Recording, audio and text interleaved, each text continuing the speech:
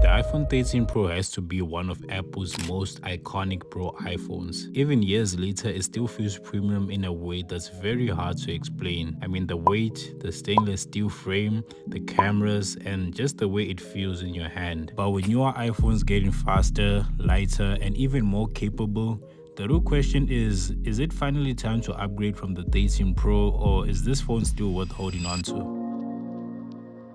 The iPhone 13 Pro is still a seriously capable phone, but we need to look past all the nostalgia and see whether the newer Pro iPhones are giving enough for you to justify spending the extra money. Let's start with the performance. So as obvious, when it comes to performance, the newer Pro iPhones are much better. I mean, they have the newer chips, they have better efficiency, and they're just built for features that the iPhone 13 Pro simply does not have. For example, Apple Intelligence.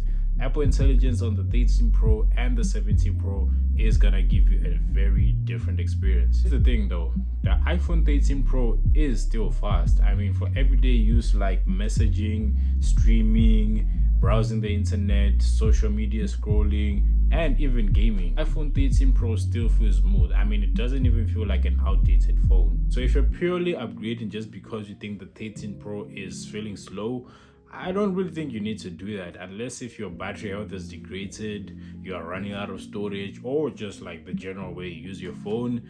I don't really think you feel much of a difference in terms of like daily lifestyle use. Well, not as much as you think. Performance is important, but for most people, the real reason to upgrade is not how fast the iPhone open an app, but it's usually the camera, because this is where newer Pro iPhones start to show the difference, not just in photos, but in how much freedom you have when creating. The newer Pro iPhones do improve in areas that matters most to creators. Get better low light performance, basically when you're shooting at night or in dark places, you get better performance. You have stronger image processing, improved video features. I mean, the cinematic mode on the iPhone 17 Pro goes up to 7K. On the iPhone 13 Pro, you're only limited to 1080 pixels, which a lot of people are fine with, but it's just good to know that you have a crispier, more sharper look on your cinematic mode. Speaking of cinematic mode, the iPhone 13 was the first lineup to introduce the cinematic mode, so you will see a big improvement when it comes to cinematic mode on the newer Pro iPhones. And obviously with the newer Pro iPhones, you have better flexibility with the zoom features. The iPhone 13 Pro can only go to 9 times. Why would you want to zoom more in that far anyway? But if you're somebody who just take photos on a regular, record casual videos just to post on socials, your WhatsApp status, the friend group, the iPhone 13 Pro's camera is still more than capable.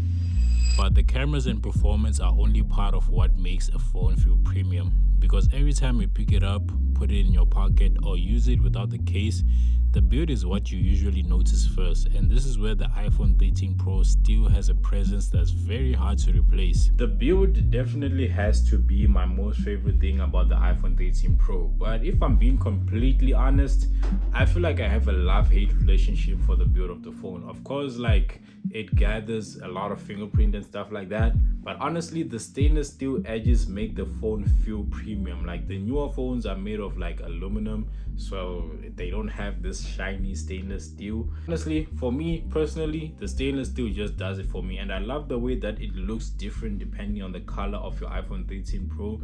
This one here is in alpine green, so the stainless steel has this green finish to it. Like, I don't know if you can see it through the camera, but in person you can really see it, especially if you put it across the sun. But anyway, the stainless steel, the glass black, and the weight of the phone just makes it feel like a proper premium luxury phone. It's something that's missing in the newer Pro iPhones. Of course, some people prefer them light as they are today, but honestly, there's just something about the feeling of it. Like, a lot of people call the iPhone 13 Pro heavy, but honestly, I just call it premium flagship. I mean, the weight is not too heavy. I mean, it is a bit heavy, but yeah, bro, this is it gives you that premium feel that I just don't really feel in the current newer Pro model iPhones.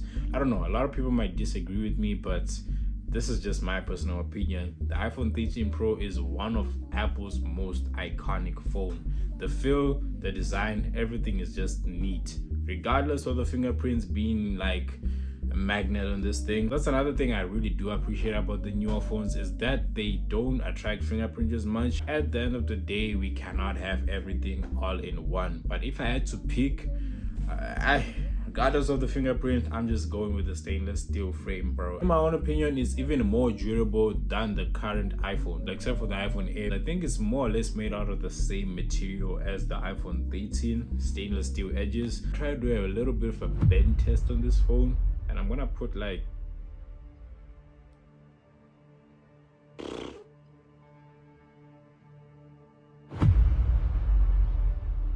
it's not bending, bro.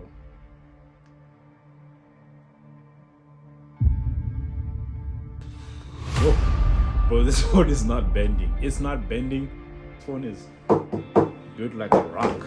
So there are also several practical reasons that you might want to consider if you're thinking about upgrading. And the biggest one being battery health. A lot of iPhone 13 Pro series, the battery health by now has kind of degraded because like it's 5 years later. So upgrading because you're seeing problems with your battery life, it's not lasting you the entire day, then yes, upgrading is a significant move to you. Or you could just take the alternative of getting a battery replacement at certified service providers. For people in Kenya, you can check out my brother Giboya, you can plug you up. And for my fellow Zimbabwean hot bodies, you can check out PTC. He does a lot of tech reviews in Zimbabwe. I'm sure he can plug you guys with certified service providers to get like genuine parts and not get robbed. Another practical reason for you to upgrade is if you're facing storage issues. I mean, if you're constantly deleting photos, apps, just to keep using your phone, I feel like an upgrade will be worth it in your case. But speaking of storage, the iPhone 13 Pro was actually the first Pro iPhone to introduce a 1TB option. But when it comes to iPhones, 1TB is not really a lot of storage, especially if you're taking videos a lot. Sure.